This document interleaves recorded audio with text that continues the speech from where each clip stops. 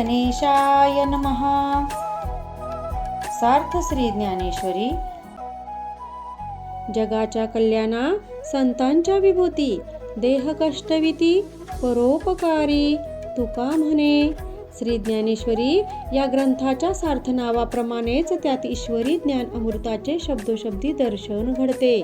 म्हणूनच तुम्ही हे निवेदन मनापासून ऐका, तुमचे कान सुखावतील, अनंतकरण एका अपूर्व आनंदाने भरून जाईल। माऊलींच्या चरणी माझे साष्टांग दंडवत। जे इये गीतेची अक्षरे, जे तुली का कर्णद्वारे, रिघती ते तुली होती पुरे अश्वमेधकी। माऊली या ओवीमध्ये म्हणतात की गीता श्रवणाच्या माध्यमातून या गीतेची म्हणजेच ज्ञानेश्वरीची जितकी अक्षरे कानाद्वारे अंतकरणात प्रवेश करतील, तितके अश्वमेध यज्ञ केल्याचे पुण्य त्या भाग्यवंतास प्राप्त होईल। अध्याय 2 भाग 3। किंवा अर्जुना, तू असे मानत असलास की आत्मा हा अविनाशी नाही, तर तोही नाशिवंत आहे, तरी देखील तू मात्र कोणतेच दुःख करण्याचे कारण नाही। कारण गंगेच्या पाण्याचा प्रवाह ज्याप्रमाणे अखंड आहे, तसाच आत्मा सुद्धा उत्पत्ती, स्थिती आणि लय या अवस्थेमध्ये अखंड आणि नित्यच राहतो। गंगेचे उगमाजवळचे पाणी अखंड असते, पण जसे ते प्रवाहित होत जाऊन सागराला मिळते, त्यावेळी ते पाणी हे पाणीच असते। त्याप्रमाणे प्राणीमात्रास उत्पत्ती, स्थिती आणि लय हे तीनही सारखीच असतात। त्यांचा प्रवाह हा अखंड चालूच असतो। म्हणून तुला या कोणासाठीही दुःख, शोक करण्याचे कारण नाही। कारण हाच या सृष्टीचा अनादिसिद्ध असा क्रम आहे। हे जर तुला पटत नसेल, मन मानत नसेल, प्राणी मात्र जन्ममृत्यूच्या अधीन आहेत असे समजून तुला म्हणणे पटत नसेल, तरी सुद्धा तू या कोणासाठी तुला युद्ध करण्याची गरज नाही। कारण तू मान किंवा मानू नकोस, तरी ह्या गोष्टी सत्य आहेत की प्रत्येकाचा जन्ममृत्यू हा मात्र अटळ आहे। जो जन्मला तो मरणार, आणि जो मेला तो परत जन्म घेणार। हे जन्म मृत्यूचं हे सृष्टीतलं रहाटगाडगे अखंड चालू आहे। ज्याप्रमाणे रोज सूर्य उगवतो आणि संध्याकाळी मावळतो, त्याप्रमाणे या विश्वातल्या जन्ममृत्यूच्या या घटना अटळ आणि अनिवार्य आहेत, त्या घडणारच। महाप्रलय काळ आला की या अवघ्या त्रैलोक्याचाही अंत होतो, म्हणून आदी आणि अंत हा अपरिहार्य आहे। हे जर तुला मान्य असेल, तर मग तू असा शोक दुःख का करतोस? अर्जुना, तू ज्ञानी, विचारी, विवेकी असूनही हे असं वेड्यासारखं का वागतो आहेस? अर्जुना, तुला एक सांगतो, कितीही वेगवेगळ्या दृष्टिकोनातून नीट विचार केला तर हेच सिद्ध होते की तुझ्या दुःखास काहीच कारण नाही। कारण तुला मी आणखी एक गोष्ट सांगतो, ती नीट लक्षात घे। प्रत्येक जीव हा जन्माच्या आधी निराकार असतो, त्याला आकार मिळतो तो जन्माने, आणि जेव्हा जीव मरतो तेव्हा तो त्याच्या मूळच्या म्हणजेच निराकार रूपात जाऊन मिळतो।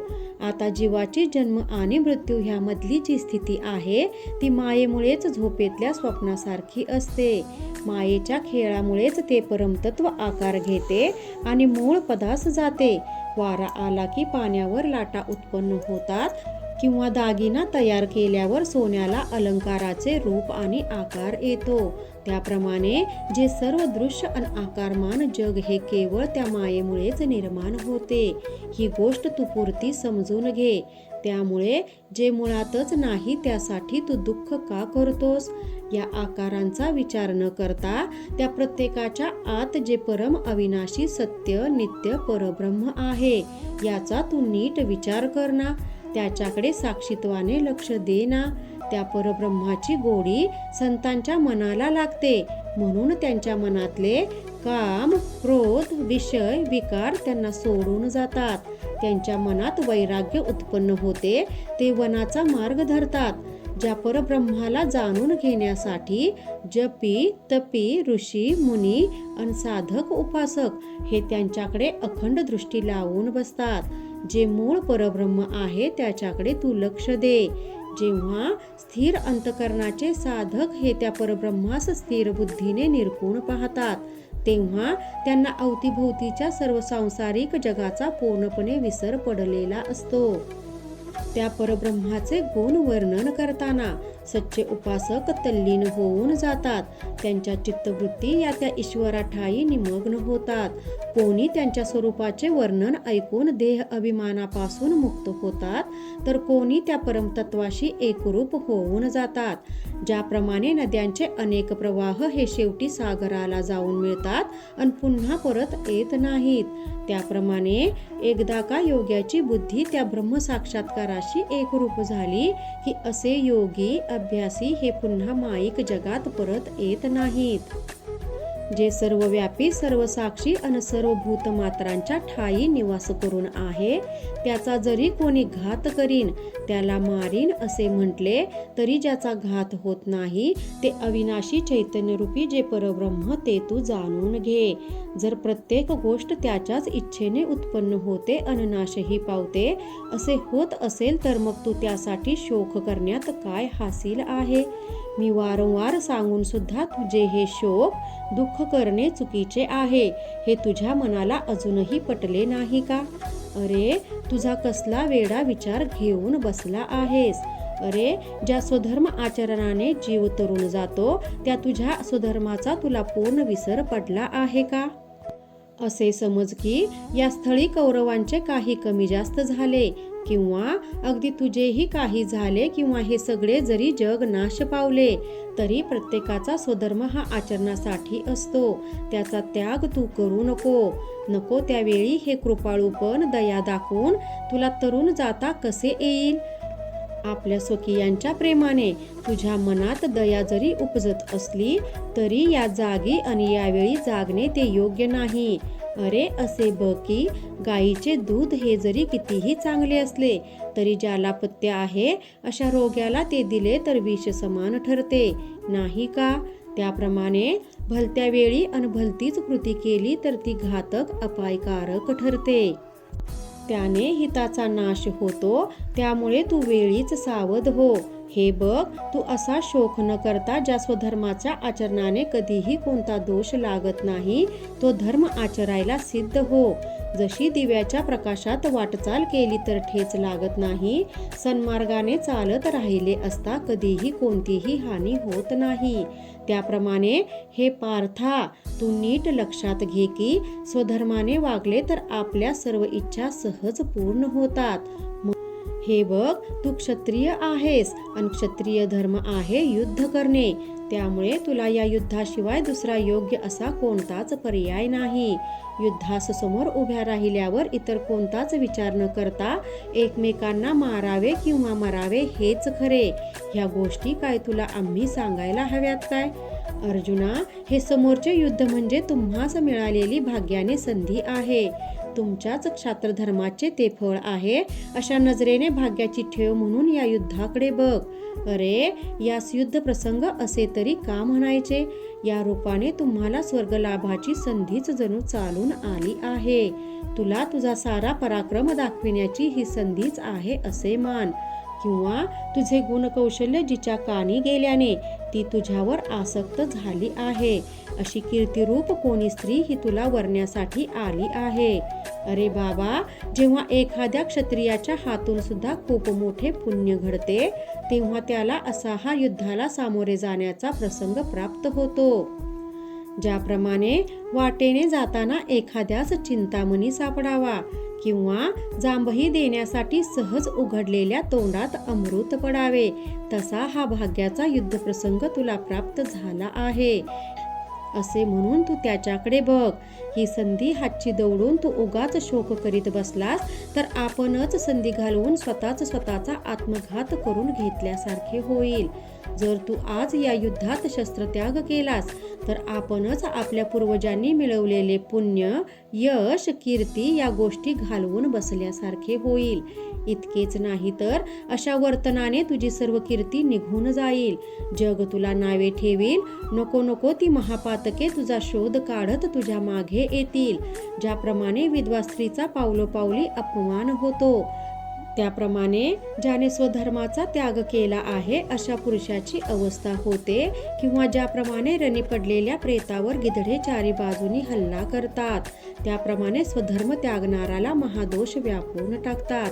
म्हणून हे सख्या अर्जुना, तू जर तुझ्याच क्षात्रधर्माचा त्याग करशील तर तू पापाचा धनी तर होशीलच, वर तुला कधीही मिटणार नाही असा अपकीर्तीचा डागही लागेल. जोपर्यंत अपकीर्ती झाली नाही तोवरच शहाण्याने जगण्यात अर्थ असतो. आता तूच सांग की या युद्धातून मागे फिरणे हे योग्य ठरेल का? तू जरी या रणांगणातून या सर्वाप्रती दया दाखवून मनातल्या सर्व राग, द्वेष, मत्सराचा त्याग करून मागे फिरलास तरी तुझीही अशी सदयता इथे कोणाला पटणार नाही, खरे वाटणारही नाही. अरे, हे कौरव तुला असे जाऊ देणार नाहीत. ते तुला चारी बाजूंनी घेरतील, तुझ्यावर बाणांचा वर्षाव करतील. त्यावेळी ही तुझ्या मनातली त्यांच्याविषयीची दया, प्रेम तुझे रक्षण करायला येणार नाहीत. आणि असे हे जरी तू महाप्रयत्नाने या प्राणसंकटातून तुझी सोडवणूक करून घेतलीस तरी तुझे ते पळपुटे जगणे हे मरणापेक्षाही वाईट असेल. अर्जुना, अरे आणखी एक गोष्टीचा नीट विचार कर. इथे तर तू झुंजण्यासाठी मोठ्या क्षात्रवृत्तीने आला होतास ना, मग आता जर तू दयावान होऊन परत मागे गेलास तर अर्जुना, तुझी ती परोपकारी वृत्ती त्यांना खरी वाटेल का? तुझे वैरी त्याचा काय अर्थ लावतील? ते सारे म्हणतील की अर्जुन हा भ्याड आहे, तो रणांगणात आम्हाला भ्यायला म्हणून तो संग्राम सोडून पळून गेला. हा असा तुझा लागलेला कलंक चांगला का? अरे धनुर्धरा, लोक तर आपली कीर्ती जपण्यासाठी, ती वाढविण्यासाठी प्रसंगी स्वतःचे प्राणही पणास लावतात रे. तशी चांगली कीर्ती मिळवण्याची खरे तुला संधी साधून आली असता ती घालवू नकोस. ती संधी साधून घे. तुझी जी अमर्याद अशी कीर्ती जगात आहे, जे गुण तुला मिळाले आहेत ते जप. अरे, देशोदेशीचे लोक भाट तुझी जेव्हा कीर्ती गातात, तुझे यशाचे पोवाडे गायले जातात, तेव्हा ते ऐकून यमादिकांनाही तुझी भीती वाटते. त्या तुझ्या कीर्तीचा महिमा गंगाजलाप्रमाणे पवित्र अन गहन आहे. ते ऐकून जगातल्या इतर मोठमोठ्या रणवीरांना कीर्ती संपादन करण्याचा मार्ग मिळतो. तुझा आदर्श त्यांच्यासमोर उभा राहतो, तो तुझा अक्षय पराक्रम अन कीर्ती ऐकूनच. हे कौरव आज इथे त्यांच्या प्राणावर उदार झाले आहेत ना, ज्याप्रमाणे एका सिंहाच्या गर्जनेने अनेक हत्तींचा कळप सुद्धा भयभीत होतो, त्याप्रमाणेच केवळ तुझ्या नावानेच हे कौरव भयग्रस्त झाले आहेत. ज्याप्रमाणे पर्वत वज्राला किंवा साप हे गरुडाला समजत आले आहेत, तसेच हे कौरवही तुला समजत आहेत. तेव्हा आता तू जर युद्ध न करता इथून माघारा फिरशील तर तुझी कीर्ती, तुझा नावलौकिक, तुझ्या नावाचा दरारा आणि या कौरवांच्या मनातील तुझी भीती नाहीशी होईल. तुला कमीपणा येईल. तू जरी इथून पळण्याचा प्रयत्न केलास तरी हे कौरव तुला पकडतील, तुझी फजिती करतील, तुझं हसं करतील आणि तुझ्याच तोंडावर तुझी निंदा करतील. तेव्हा हे असे शब्दशरांनी व्यथित होण्यापेक्षा धाडसाने, हिमतीने युद्ध कर. जर उद्या तू या युद्धात जिंकलास तर तुला पृथ्वीच्या राज्यभोगाचा लाभ मिळणार आहे. आणि समजा उद्या दुर्दैवाने जरी तू या युद्धात मेलास, तुला वीरगती प्राप्त झाली तरी तुला स्वर्गाचा लाभ होईल. तू स्वर्ग सुख भोगशील. म्हणून अर्जुना, आता कोणताही अन्य विचार न मनात आणता तू सरळ हातात धनुष्य घे आणि पुढे उभ्या ठाकलेल्या युद्धास सज्ज हो.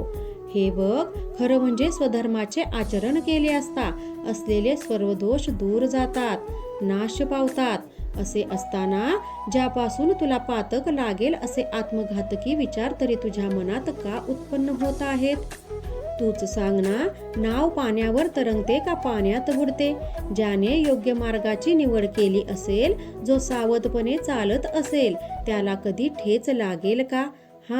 मात्र ज्याला चालता येत नाही तो कदाचित कुठेतरी ठेच काढू शकेल. केवळ कोणी दूध प्यायले म्हणून तो मरणार नाही, पण तेच दूध जर विषासोबत घेतले तर मात्र मृत्यू येईल. त्याप्रमाणे जर कोणत्याही फळाची अपेक्षा बाळगून धर्माचरण केले तर मात्र त्या आचरणाचे दोष लागतात. म्हणून हे पार्था, माझे तुला हेच सांगणे आहे की तू पण कोणतीही अपेक्षा न करता हे युद्ध कर. तू तुझा क्षात्रधर्म पाळ. प्राप्त झालेल्या सुखाने आनंदीही होऊ नये, आणि जर दुःख वाट्याला आले तर त्याचा खेद सुद्धा मनात आणू नये.